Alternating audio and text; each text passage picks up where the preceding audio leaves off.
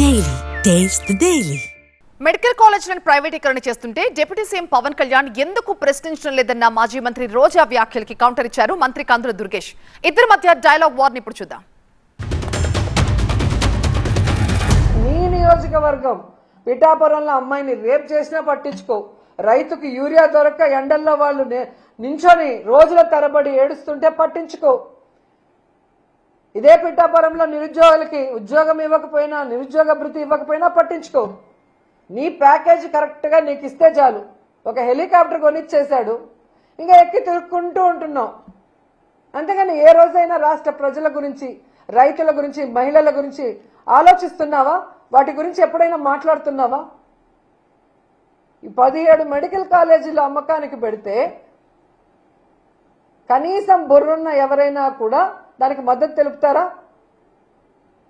కానీ నువ్వు కూర్చొని తల ఆడిస్తున్నావు అంటే ఈరోజు రాష్ట్ర ప్రజలు నీకు ఓటేసినందుకు సిగ్గుపడుతున్నారన్న విషయాన్ని కూడా తెలుసుకోండి. ఏమిటి అసలు రోజా గారికి అలా మాట్లాడేటువంటి అర్హత ఉందా? ఆవిడ ఎమ్మెల్యేగా ఉన్నప్పుడు, మంత్రిగా ఉన్నప్పుడు కూడా ఆవిడ చేసింది ఏంటి? జబర్దస్త్లో మీరు పార్టిసిపేట్ చేయలేదా?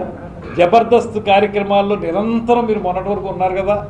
మీరు ఒకటే చెప్పండి, మీరు పర్యాటక మంత్రిగా, అమ్మ రోజా గారు ఈ సమాధానం చెప్పండి, పర్యాటక మంత్రిగా ఎక్కడైనా సరే రాష్ట్రం మొత్తం మీద కొత్తగా ఒక ప్రాజెక్ట్ తీసుకొచ్చారా?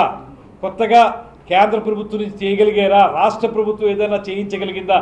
ఒక్కటి కూడా చేయలేదు. ఆయనకి వేరే వ్యాపకం లేదు. మీకు కబ్జాలు ఉన్నాయి, మీకు వ్యాపారాలు ఉన్నాయి, మీకు దొంగ వ్యాపారాలు ఉన్నాయి. ఆయనకి ఏ రకమైనటువంటి వ్యాపారం లేదు. ఆయన సినిమాల ద్వారా వచ్చే 4 రూపాయలతో కుటుంబ పోషణ, ఆ వచ్చిన డబ్బును కూడా ఆయన ప్రజలకే ఖర్చు పెట్టేసేటువంటి పరిస్థితి. మీరు మీకు ఇచ్చినటువంటి మంత్రిత్వ శాఖలో ఏ ఒక్క ఇంచ్ అభివృద్ధి మీరు చేయనటువంటి మీకు ఉప ముఖ్యమంత్రి గారిని విమర్శించే అర్హత లేదనేటువంటి మాట చెప్తున్నారు.